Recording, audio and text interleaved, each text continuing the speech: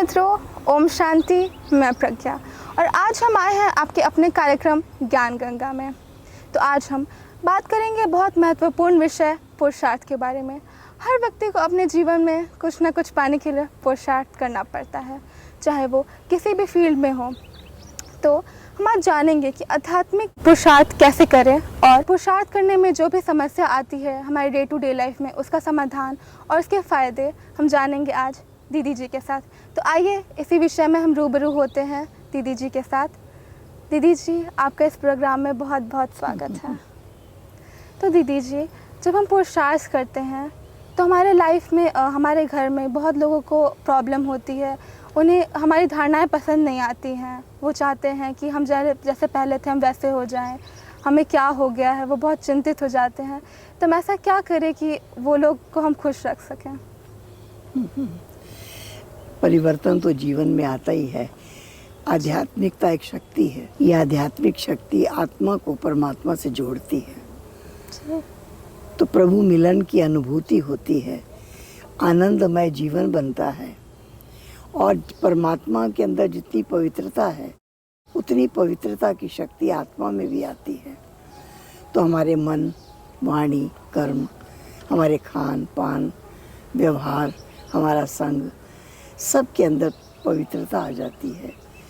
तो वो अनेक आत्माओं को आकर्षित भी करती है और कई आत्माओं को कठिन भी लगता है। हाँ जी। इसलिए जिनको कठिन लगता है उसको हम बताते हैं कि ये सबसे सरल है। जैसे बच्चे का संबंध अपने माता पिता से कितना सरल होता है जी। ऐसे परमात्मा परम पिता है, हमारा उनके साथ संबंध है कि वो हमारे पिता हैं, हम बच्चे हैं जी। उन्होंने हमारा हाथ पकड़ा है, वो हमें गाइड कर रहे हैं, वो हमें मार्ग दिखा रहे हैं, रास्ता दिखा रहे हैं और ऊंचे से ऊंचा पद प्राप्त कर सके उसकी विधि सिखा रहे हैं। इसलिए हम उनकी बातों को बहुत उमंग से, उत्साह से सुनते हैं, जीवन में धारण करते हैं और आगे बढ़ते हैं। तो ऐसा नहीं लगता कि मेहनत कर रहे हैं जी। हम, पुरुषार्थ कर रहे हैं, हाँ जी। ऐसा अनुभव नहीं होता। लगता है जैसे कि बहुत प्रेम से प्रभु पालना में पल रहे हैं। जी। अच्छा, तो दीदी जी हम कैसे पुरुषार्थ कर सके घर पे? इसकी कोई विधि आप बताएं। पुरुषार्थ तो केवल संकल्प शक्ति है, अच्छा। कोई स्थूल मेहनत तो है नहीं। जी। हमारे शुद्ध संकल्प हमारे कर्मों में आते हैं, हमारे व्यवहार में आते हैं। सबके प्रति हमारी शुभ भावना, शुभकामना होती है। इसलिए हमें कहीं भी ऐसा अनुभव नहीं होता कि बहुत कठिन कार्य हम कर रहे हैं। जी। लगता है बहुत सरल है, बहुत सहज है। हमने अपने जीवन में कभी कठिनाई का अनुभव नहीं, हमेशा सहज की अनुभूति हुई। जी, बहुत सुंदर बताया दीदी जी आपने। अच्छा, तो दीदी जी कभी कभी घर में रहते हैं हम तो लोग बहुत सुपरस्टिशियस चीज़ों को भी फॉलो करते हैं। बोलते हैं कि किसी तांत्रिक के पास जाओ, किसी पंडित के पास जाओ, जल चढ़ाओ, और हमें करना पड़ता है कभी कभी उन्हें खुश रखने के लिए। और वो करते हैं तो ज्ञानी भाई बहन को लगता है कि अजीब है। तो कैसे ये बैलेंस मेंटेन करें कि हम उनको भी खुश रख सके या उनकी चीज़ों को भी फॉलो करें और हम हर जगह से हम बैलेंस कर पाएँ? हाँ, उनको ये अनुभव कराएं कि हम निर्विघ्न हैं। जी। हमारे आगे कोई विघ्न नहीं है, कोई बाधा नहीं है। हमारी खुशियाँ बड़ी हैं, पहले से घटी नहीं है। हमारे कार्य करने में उत्साह और उमंग पहले से अधिक है। कोई भी कार्य करे, चाहे स्थूल करे चाहे सूक्ष्म करे, हमारे अंदर विशेष एनर्जी परमात्मा ने भर दी है।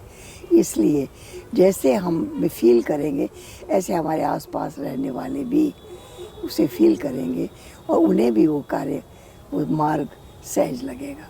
जी। तो दीदी जी जब वो हमें फोर्स करते हैं कुछ ऐसे काम करने के लिए, जैसे कि ये जल चढ़ाइए यहाँ पे, कुछ ऐसा, तो हमें करना चाहिए कि नहीं करना चाहिए? उन्हें बताना है कि हम जो योग करते हैं उसी में परमात्मा पर जल अर्पित हो जाता है। जी। हम जो योग करते हैं उसी में परमात्मा को भोग स्वीकार कराते हैं। हम योग द्वारा सब कुछ करते हैं, स्थूल नहीं, लेकिन परमात्मा जहाँ है हम बुद्धि द्वारा वहाँ पहुँच जाते हैं और वहाँ पहुँचकर हम उन्हें भोग स्वीकार कराते हैं। उनसे मीठी मीठी बातें करते हैं, शक्तियाँ लेते हैं, लेकर आते हैं। जी। अच्छा, तो दीदी जी एक और सवाल है कि जब हम ज्ञान फॉलो करते हैं तो हमें कैसा पता चले कि हम अपने ज्ञान को अपने जीवन में उतार रहे हैं, हम ज्ञान स्वरूप बनते जा रहे हैं, हम ये कैसे मालूम करें?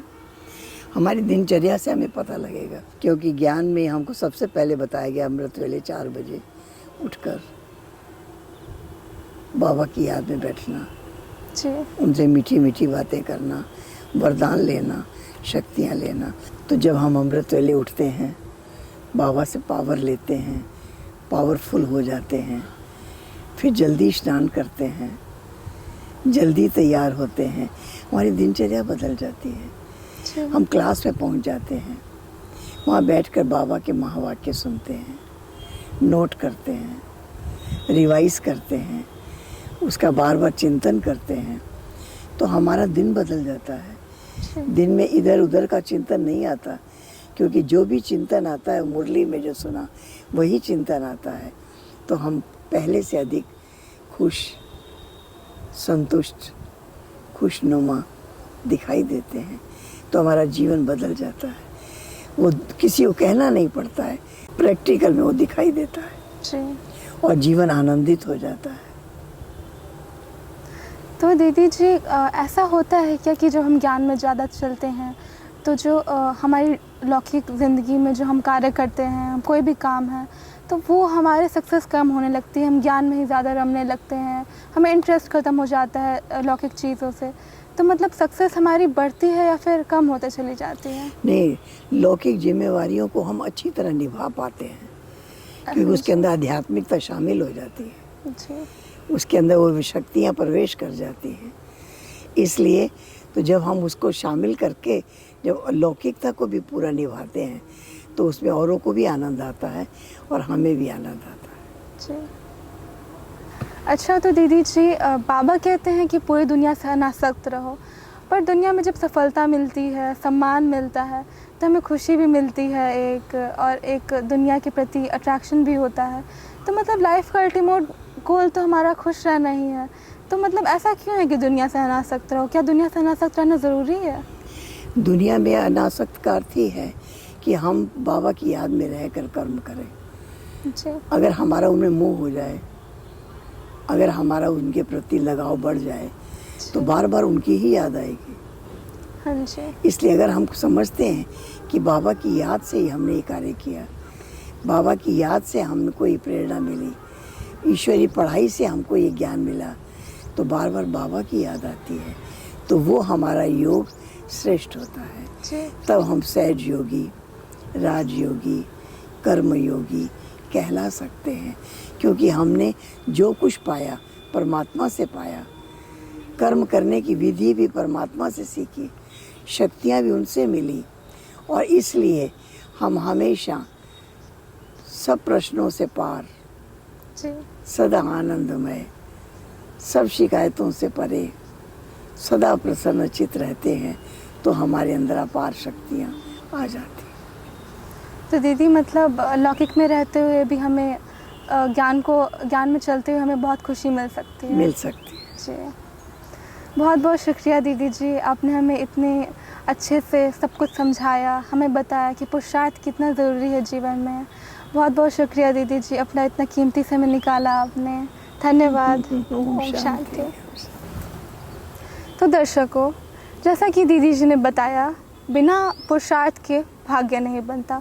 वैसे भी ये समय खुद की इच्छाओं को पूर्ण करने के लिए नहीं, भगवान की प्रेरणाओं को पूर्ण कर सके इस काबिल बनने के लिए है। और वैसे भी हमारी इच्छा तो कभी पूर्ण नहीं होती, कभी ना कभी कुछ ना कुछ इच्छाएं तो बढ़ती ही जाती हैं। तो समय को देखते हुए हम आपसे विदा लेते हैं और मिलते हैं अगले एपिसोड में एक नई सोच, नई उत्कंठा और नए विचार के साथ। तब तक के लिए नमस्कार। ओम शांति।